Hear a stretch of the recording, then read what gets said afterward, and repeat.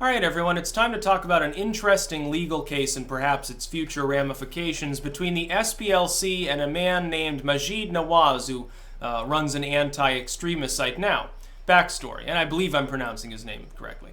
He's a moderate Muslim, like a liberal Muslim by standards of the West.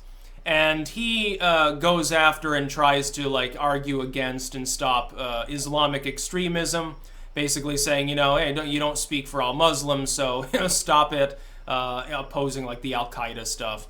Now, he also goes after maybe violent skinheads and stuff, people who are bigoted against Muslims and would attack them or something. And he argues against them both. So he's an anti-extremist. He's an activist against extremism. The SPLC some time ago included him in a work that was actually about violent extremism, like Islamophobic extremists. And they were like, well, this dude is himself an extremist because he's, saying this about Islam and stuff. And they apparently, I guess they didn't fact check and they didn't realize he was a Muslim and that he also calls out other groups too. They ended up having to apologize to him and I think paid out 3.5 million big ones to him. Probably because, the SPLC, they published this book, how many people bought it, how many copies were sold, and how much money was made. Defamation is not to be taken lightly. So first, let me say, I hope this is the first of many cases of people who are falsely identified as extremists in some variant using the legal system of the United States to fight back against defamation. And it's not just the SPLC, they're the big boogeyman. I'm not a fan of the SPLC because I think they've stretched terms like extremist, racist, bigot beyond what properly they should be understood to be. They think if you oppose mass migration too much, you must be bigoted or something. Well, it's just a routine political view. It doesn't make you a violent person. It doesn't mean you go and say, well, I'm going to punch people out and we need to overthrow the crown. It's not reality. Insofar as these groups, by the way, and this includes even the corporate media, you may be surprised to hear me say this, insofar as they're simply doing it for a political reason, calling it activism, but the labels are actually more or less appropriate, it's free speech. It's covered under the First Amendment. But when they have identified someone as an extremist, when they have applied a label that is one step from a criminal label to someone who it doesn't even remotely apply to, that's defamatory in nature. And this has happened to many people. It's like Right Wing Watch just got done defaming 3 individuals, saying that Sargon of Akkad, Paul Joseph Watson, and Count Dankula. Now, these people are classical liberals. They lean libertarian, they have some liberal views, especially Sargon. They are not right-wing extremists. Neither, by the way, is UKIP. UKIP is a left-leaning party by Western standards. Nigel Farage is not a nativist. He's an anti-nativist. He wants more immigration to the UK. He just doesn't want it from the EU. He just wanted a Brexit and he wants to go back to taking people from former Commonwealth states, from India or Pakistan or something. Well, that's not nativism. That's not bigoted and it's certainly not far right. I don't think the alt-right is arguing for more immigrants from India and Pakistan for the UK. So what, for the US, that would be Liberia? Okay, we need to take 1 million Liberian immigrants because, we're far-right extremists. It doesn't make any sense. The article itself is clearly wrong. It is objectively wrong. But it's still there. Well, all these people would have to do is start a legal suit. Right Wing Watch doesn't call itself journalistic, it calls itself an activistic outlet. Or you think about BuzzFeed, they do this all the time. Wall Street Journal went after PewDiePie. Now he decided not to sue, he just decided to put a list of their sponsors on there and sort of troll them with 50 million fans, which was commendable. It's he doesn't need the money either. And he's it just gave him extra attention. In a way though, for people who are self-branded and self-marketed, like myself, if I get defamed by BuzzFeed or Right Wing Watch, it kind of is helpful more than anything. People that wouldn't be aware of my content maybe they spread it around, even if they're doing it for the purposes of criticism, which by the way is totally acceptable, totally legal, there's nothing wrong with it, and it still gets spread further. It gets beyond maybe the echo chamber that tends to build up around people if they sort of stay insular.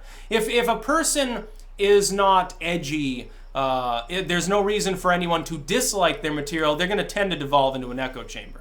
Actually, could be worse than being defamed in some ways. But it's like BuzzFeed. They take a Rational Wiki article, which is already completely inaccurate. They spin it further. They don't even properly cite it, and they use it to determine that I'm a Holocaust denier.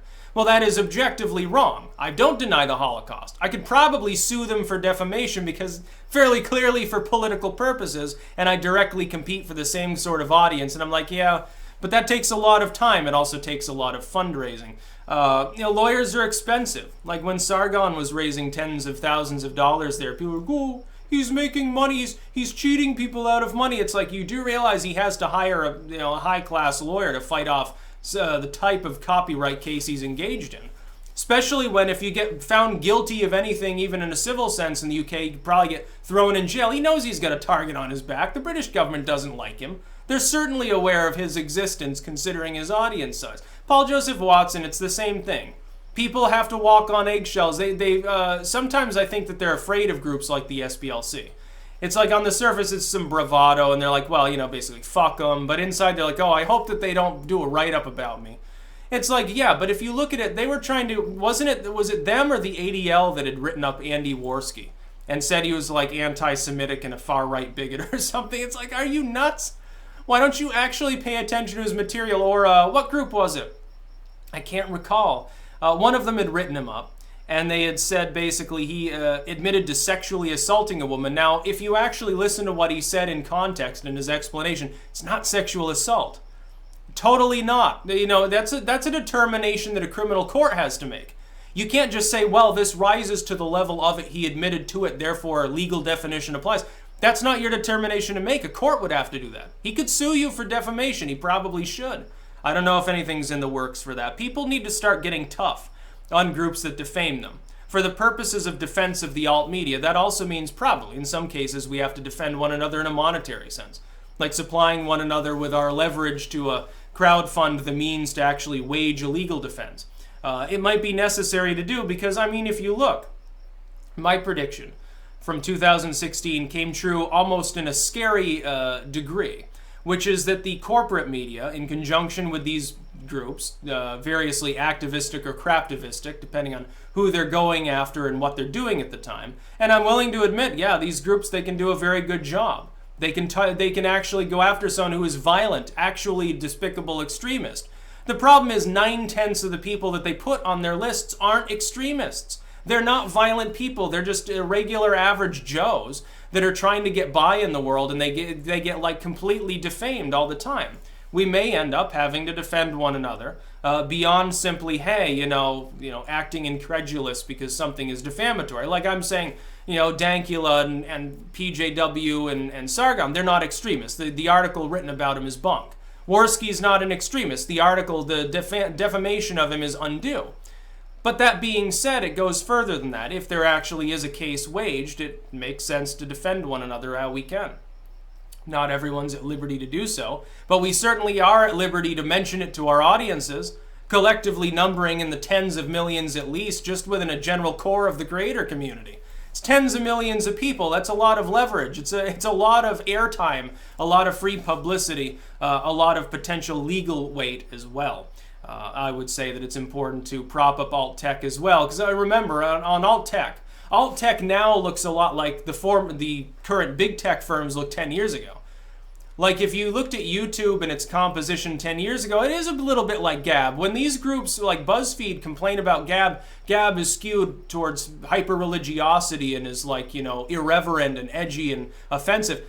Yeah, so was YouTube in 2007. Man, you should have seen it. Obviously, you weren't there. Oh, it was great. It was like paradise. Other than the buffering and other than the fact that you couldn't see like lesbians kissing on the platform, that'd get you kicked off. You couldn't talk about weed. Guess what? It's moving back in that direction. Weed's becoming more and more legal in more and more places, and yet they choose now to crack down like the cannabis oil crowd. It's actually weird that they would do that, because you would generally think of that as being skewed towards the left. I guess not. I guess it's Nazis grow weed now. Yeah, lots of weed Nazis. That's about all. Peace out.